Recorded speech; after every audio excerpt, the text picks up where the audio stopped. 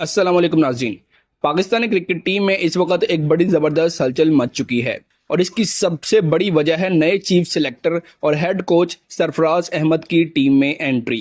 जी हाँ नाज़रीन, सरफराज अहमद ने आते ही किसी को भी वक्त ज़ाय करने का मौका नहीं दिया और पहली ही प्रेस कॉन्फ्रेंस के अंदर पाकिस्तानी टीम के अंदर ऐसा भौचाल खड़ा कर दिया जिसका शौकीन बरसों से इंतज़ार कर रहे थे। जी हाँ दोस्तों, इस बार वाकई एक बड़ा और ज़बरदस्त फैसला किया गया है। साबिक चीफ सिलेक्टर आकिब जावेद और उनका पूरे पर्ची पैनल समेत उनको घर भेज दिया गया है, जबकि उनकी जगह पर सरफराज अहमद को नया चीफ सिलेक्टर बना दिया गया है। इस बार फैसले वाजिया, सख्त और परफॉर्मेंस पर मबनी हैं। सबसे पहले उन्होंने पुराने सिस्टम को साफ किया। आकिब जावेद और उनके पूरे पर्ची पैनल को टीम मैनेजमेंट से बाहर कर दिया। नाज़रीन, इस फैसले में साफ पैगाम था उनका कि अब सिफारिश या दोस्ती नहीं चलेगी और सिर्फ मेरिट पर टीम बनेगी, क्योंकि टी20 वर्ल्ड कप 2026 मिशन है। नए चीफ सिलेक्टर के आते ही सबसे बड़ा कदम नाज़रीन ये उठाया है कि उन्होंने टी20 स्क्वाड का ऐलान किया है और कई बड़े नामवर को टीमों से बाहर का रास्ता दिखा दिया गया है।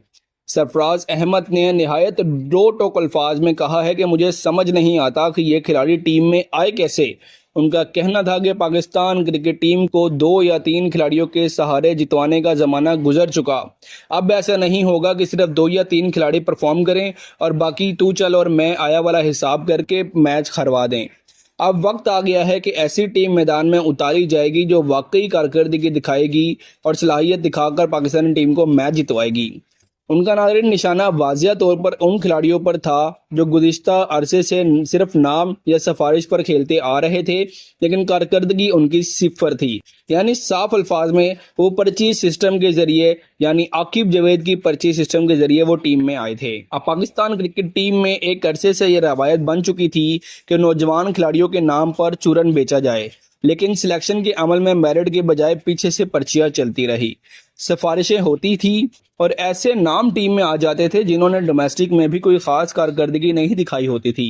शौकीन अक्सर सीरीज शुरू होने से पहले ही कह देते थे कि यार इस टीम में कोई दम नहीं है, और सच यही था क्योंकि सिस्टम ही कमज़ोर बुनियादों पर खड़ा था। सरफराज अहमद ने आते ही इस निज़ाम पर हाथ डाला और कहा कि अब इस रविश को ख़त्म किया जाएगा, क्योंकि खिलाड़ियों का मसला नहीं है, असल मसला सिस्टम का है। और मसला ये है कि पीछे से बैठकर जो पर्चियां भेजती हैं, क्योंकि जो खिलाड़ी एक दफ़ा सिलेक्ट हो जाएगा तो फिर तो वो परफॉर्म करे या ना करे, टीम का हिस्सा लाजमी होगा। असल मसला सिलेक्शन है, जहां से पर्चियां सिलेक्ट की जाती हैं। अब सिर्फ वही खिलाड़ी टीम में होंगे जो हकीकी तौर पर परफॉर्मेंस दिखाएंगे, ना कि वो जो मीडिया हाइप या किसी की पुष्ट पनाही में या किसी का रिश्तेदार होने की वजह से या कोई बड़ा नाम होने की वजह से टीम में कोई नहीं रहेगा। नाज़रीन, सरफराज अहमद ने आते ही जो झाड़ू फेरी है उसमें सबसे पहला नाम जिस पर उंगली उठी थी वो था साइम अयूब का। सरफराज अहमद ने वाजिया तौर पर कहा है कि साइम अयूब की कारकर्दगी इतनी कमज़ोर है कि समझ से बालातर है कि वो अब तक टीम में कैसे शामिल हैं। 50 मैचेस में सिर्फ 3 फिफ्टियाँ, 21 की एवरेज और 124 का स्ट्राइक रेट, ये स्टैट्स खुद सब कुछ बयान कर देते हैं।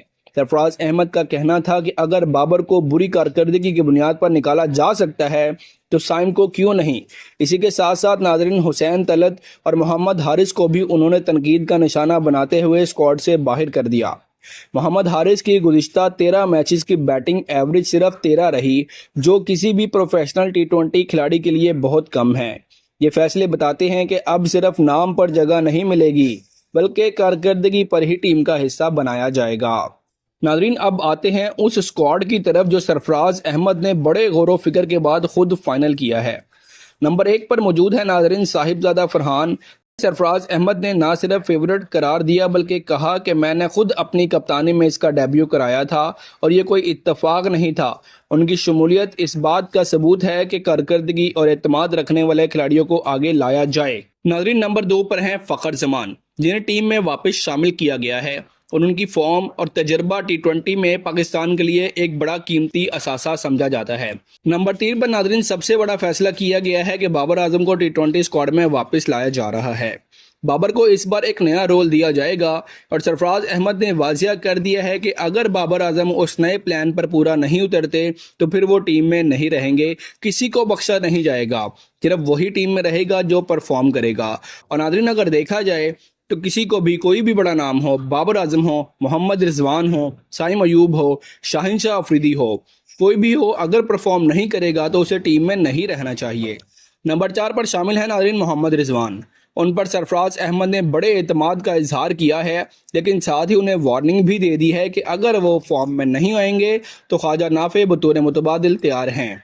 यह ऐलान दरअसल टीम में मुकाबले का माहौल पैदा करने के लिए किया गया है, ताकि कोई भी खिलाड़ी खुद को नाकाबिले तनकीद ना समझे और कोई ये ना समझे कि मैं परफॉर्म करूं या ना करूं तो मेरा बैकअप मौजूद नहीं है, बल्कि हर किसी खिलाड़ी का बैकअप पाकिस्तान क्रिकेट बोर्ड के पास मौजूद है और जो परफॉर्म नहीं करेगा उसे निकाल कर उसका बैकअप खिलाड़ी टीम में शामिल कर दिया जाएगा। गुज़िश्ता कुछ अरसे से रिजवान टीम का एक अहम हिस्सा रहे हैं, लेकिन अब उनके लिए भी वाज़िया हदफ और कारकर्दगी के तकाजे रख दिए गए हैं, जो कि एक बड़ा ही मजबूत कदम है।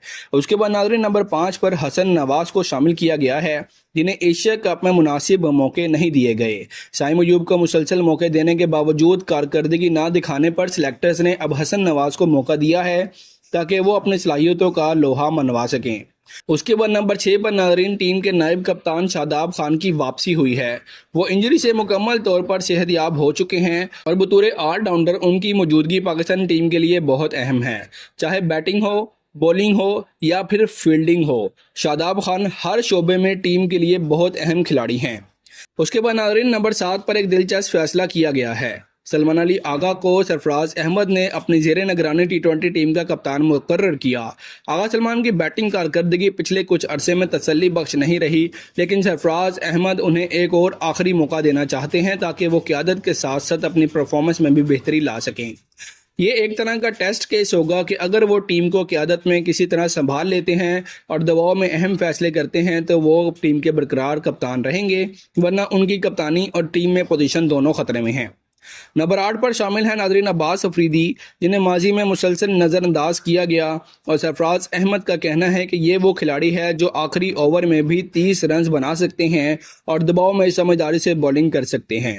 टीम को इस वक्त ऐसे ही ऑलराउंडर की अशद ज़रूरत है जो मैच को पासा पलटने की भरपूर सलाहियत रखते हैं और अब्बास अफरीदी में वो सलाहियत मौजूद है। वो आखिर के नंबर पर आकर बैटिंग भी कर सकते हैं और डेथ ओवर्स में ज़बरदस्त बॉलिंग करके पाकिस्तान का लो टोटल स्कोर भी डिफेंड कर सकते हैं। इसलिए T20 स्क्वाड में अब्बास अफरीदी की वापसी हुई है। उसके बाद नाज़रीन नंबर 9 पर स्क्वाड में शामिल है मैच विनर मोहम्मद नवाज, जिन्हें बाबर आजम ने खुद कहा था कि नवाज तो मेरा मैच विनर है। उन्होंने पिछली कई सीरीज में ज़बरदस्त ऑलराउंड परफॉर्मेंसेस दी, जिससे पाकिस्तान को बहुत फ़ायदा हुआ।